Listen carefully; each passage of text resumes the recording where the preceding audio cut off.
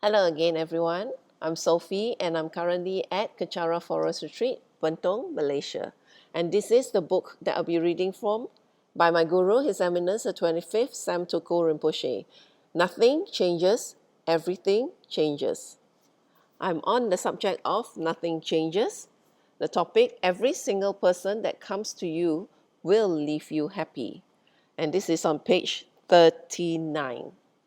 So as usual, I will go to a picture to share with you while I'm doing the reading. There you go. A ray of sunshine. Nothing is gloomy. Okay, page 39. I think every single person in this room is able to take things that ordinarily they wouldn't be able to take. Think about you. Think about yourselves. Okay, I hate to use this as an example, but think about the first time you meet your teacher and then now. How much were you cajoled, taught, compassionately advised, forced, yelled at, bribed, threatened, blackmailed into doing things now that you wouldn't have even imagined you would do? Just think about that. And you know what's beautiful? There's a lot more coming. Isn't that fabulous? Do you know why? Because you will reach a state where you can take everything, you can perceive everything, you can accept everything. And what you give back is not negative energy, but positive energy. And that every single person that comes to you will leave you happy. You watch some people when you go near them. Some people, we go near them, we feel silly and stupid. Some people, we go near them, we are serious. Some people, we go near them, we are like, what's up? Some people, we go near them, we don't know what's going on. Some people, we go near them, we leave them, and we feel very happy. How we leave a person confused, happy, sad, unhappy is a state of that person's mind and what their motivation is towards you. So, if we usually leave a person feeling happy, that person's mind brings happiness to other people. If we leave a person confused, down, depressed, dour, angry, scared, that's the kind of feeling that is abiding in the person's mind. So somebody comes near us, and after they leave us, they are even more confused. We know that we abide in a state of confusion. We might go near someone, and when we leave them, we feel like, what's up with them? We don't feel so good. We don't feel motivated anymore.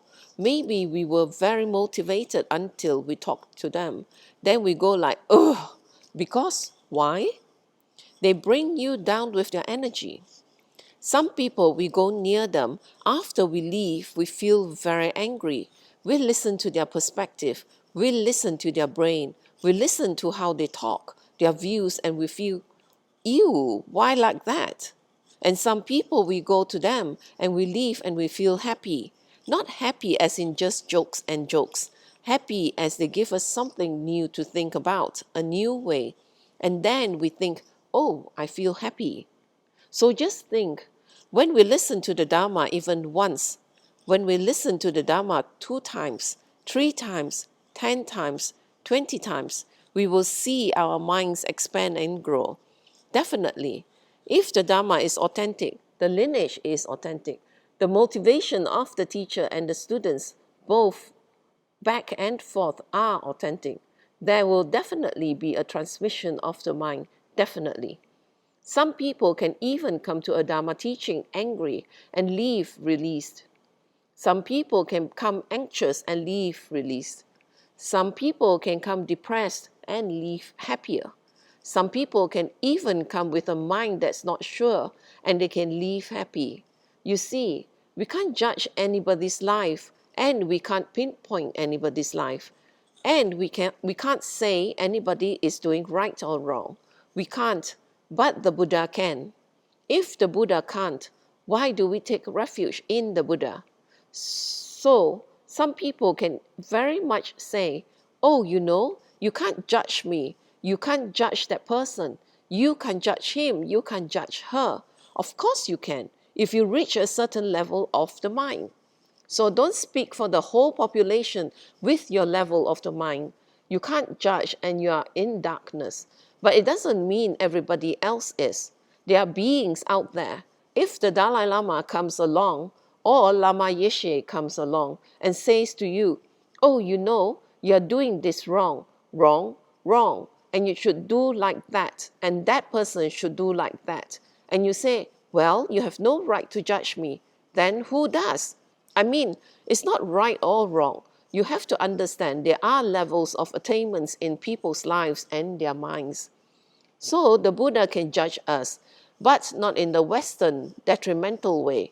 Judging is a negative word, but judging doesn't mean judging as in condemnation or condemning. It means a comparison to what we can do and what we are doing. And that's what our Guru is for. Our Guru is there to let us know what we can and cannot do, and to cajole us, to inspire, to help us to do what we are supposed to do. Why? Why else would we seek a Guru? I'm sure we don't seek a Guru to fight with him. I'm sure we don't seek a Guru to debate on and on for the next 20 years about what's right and wrong and get nothing out of it. I'm sure we didn't get a Guru to punch us. I'm sure we didn't get a Guru to get things out of him. I'm sure we didn't join our Guru to extort him, or blackmail, or cheat, or get something. I mean, that's not the reason we get the Guru.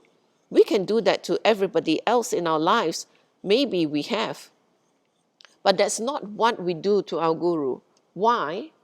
He can offer us something more exciting, much more exciting than blackmail and cajoling. What's that? A new perspective, a fresh perspective.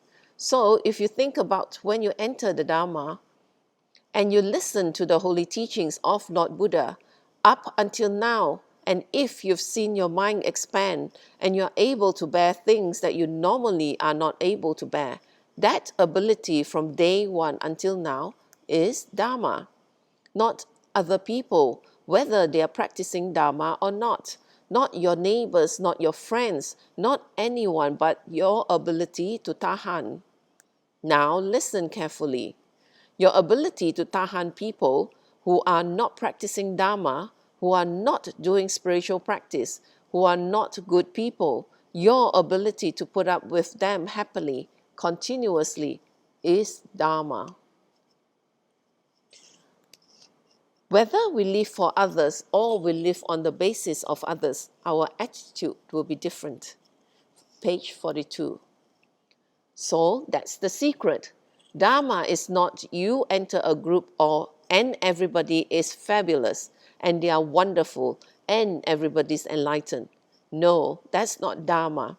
What is Dharma?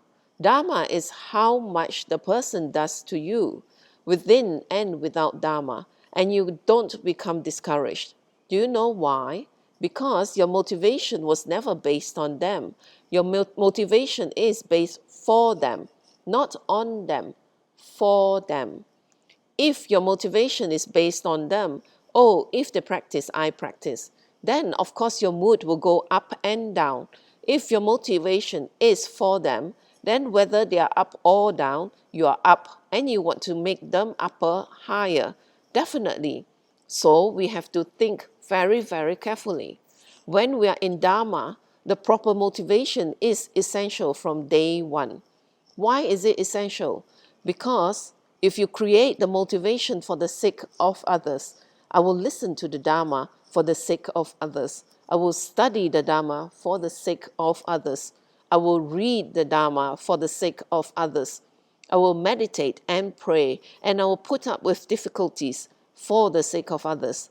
Then you know what happens? You don't become depressed. You don't become angry, and you don't give up. Why? If we have someone we love very much, like our children, our brother or sister, no matter what they do we give up? No. They can do anything. They can take all our money. They can ruin us. They can ruin our reputations, whatever. We never give up on them. I'll tell you why. Think about it. Because we are doing it for them.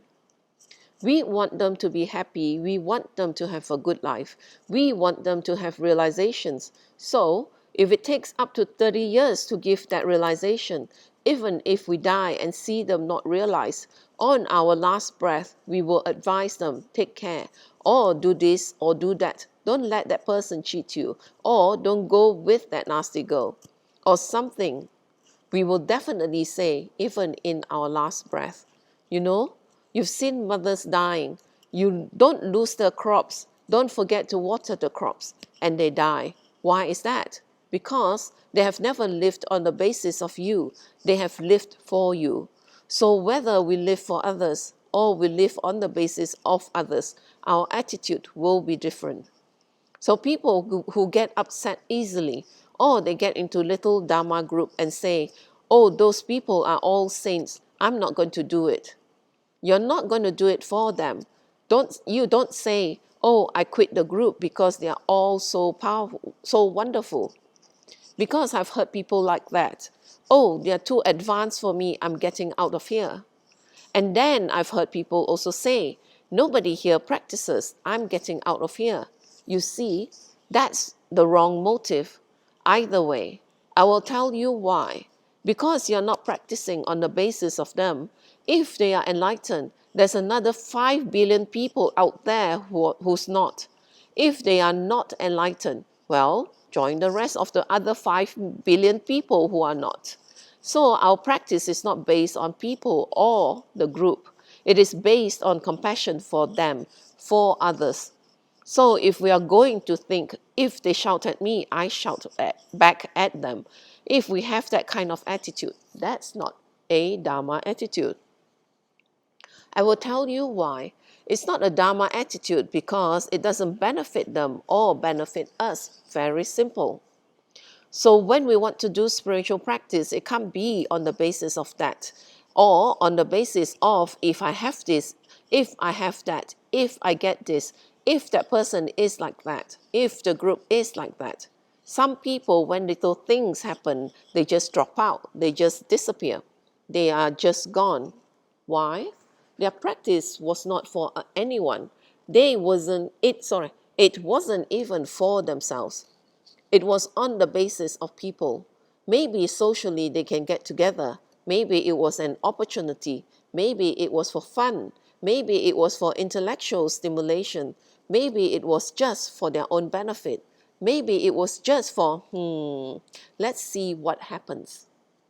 But people who do Dharma practice not on the basis of, but for, their attitude will be different. The people who do spiritual practice on the basis for others, they will not be disheartened. They can go through tremendous hardship and they will not be disheartened. They can go through severe beatings physically and they will not give up the Dharma. Just as many people in Tibet were tortured, prodded by electricity, raped, emasculated, had their limbs cut off, beaten for them to give up the Dharma, and they would not. They would not because they didn't practice Dharma on the basis of, oh, if my country is fabulous and there's nobody around that's harming me, I'm going to be happy and practice Buddhism. No, because they practice for others, so they bore suffering. For example, when we went to Nepal, we met the great Sarvaputta Rinpoche, who stayed in jail for 20 years. He stayed in jail for 20 years and he is a high-ranking Rinpoche. But he was made to clean the latrines, the toilets of all the prisoners because of who he was. And he told me he happily did it. I asked why. He said, because I can absorb the suffering of the 3 precious monasteries. I said, what's that? Ganden, Sera, and Drepung, he said. He said that every single day when he woke up in jail, he prayed, may the obstacles of the monks and high lamas and the Dharma to flourish in Ganden, Sera, and Drepung come to me. And every time I get a beating, which was a lot, every time I get scolded, yelled at by the guards, every time I'm told to clean the latrine, I will bear it happily. Because as I do it, I absorb their suffering, and I absorb their consequences, and I absorb the obstacles of Dharma, and I am the one doing it. And he said, That's why I remained sane, happy, and I recited my mantras. There were times when I was caught doing my sadhanas and mantras, and I was beaten and punished. So he says, I had to do it very skillfully. I had to lay down, pretend I was asleep, and learn how to do my mantras and prayers without moving my mouth. I said, did that make you unhappy? And he said, no, it made it a little difficult, but I didn't become unhappy. And you can see he wasn't lying, because you can see his face is very bright, very shiny, and very effervescent. And this is someone who teaches us Dharma by action, by example, not necessarily on the throne.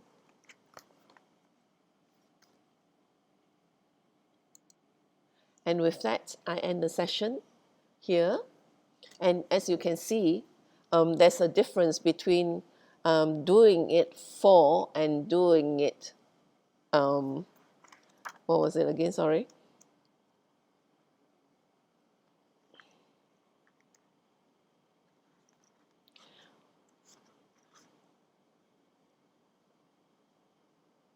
Off, doing it off the basis of others. So see, I need to do more Manjushri.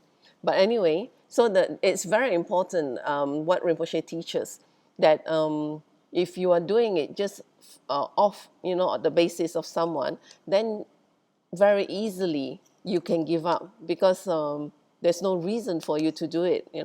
So, but the thing is, if you are doing it for others, then all the time you will have the reasons to always practice the Dharma, because it's always for others. And it's a reason, as you know, I don't know, that was a very, very powerful example of this Sawa Puto Rinpoche. You know how he went through so much suffering during the occupation by China of Tibet, and he was thrown in jail for 20 years, where he went through great suffering, as you would imagine. And how they treated him to stop him from doing Dharma, or even saying prayers. And he just went, he took on that suffering on the basis of doing it for the three great monasteries, so that Dharma can flourish. And he took on the obstacles for that.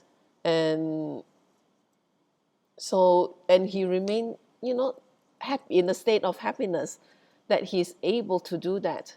So that is a very great example of how we should always have that perspective, that in practicing Dharma, and not give up easily. As Rinpoche said, if we become depressed or we give up or anything, it's very clear that our perspective is wrong, because we are not doing it for others. So that's something very, very important to think about. And I will end it with a completion dedication in English. May the precious body mind, where it is not born, arise and grow. May that born have no decline, but increase forevermore. May the precious emptiness, where it is not born, arise and grow. May that born have no decline, but increase forevermore. May this merit accumulated by myself and others beneficially serve all sentient beings and the Buddha Dhamma, and especially may the essential teachings of the unerring Master Tsongkhapa become clear and enduring. In all my rebirths, may I not be parted from perfect gurus. Let me enjoy the abundance of the Dhamma, perfecting the quality, stages, and paths. May I quickly attain the rank of Rajadhara Buddha. By this virtue, may I quickly realize Guru Buddhahood and transfer each sentient being into that enlightened state. May all conducive conditions arise and all obstacles be pacified, in order to increase infinitely the doctrine of the spiritual king Tsongkhapa. By the merits of the three times of myself and others, may the doctrine of Lama Tsongkhapa blaze forever. At dawn and or dusk, at night or midday. May the three jewels grant us their blessing. May they help us to achieve all realizations and sprinkle the paths of our lives with various signs of auspiciousness. May the holy teachers have long lives. May the enlightened activities be fully displayed in the 10 directions, and may the brightness of the teachings of Lama Tsongkhapa continuously dissipate the veil of darkness, covering the beings of the three realms. In this holy land surrounded by snow mountains, you are the source of all benefit and happiness. May your lotus feet, O powerful Tenzin Gyatso, remain in this world until the end of existence. So thank you for sharing your time with me, and I do hope that after you listen to what Rinpoche teaches, please do contemplate, because it's the teachings that will transform our mind to learn to be happy.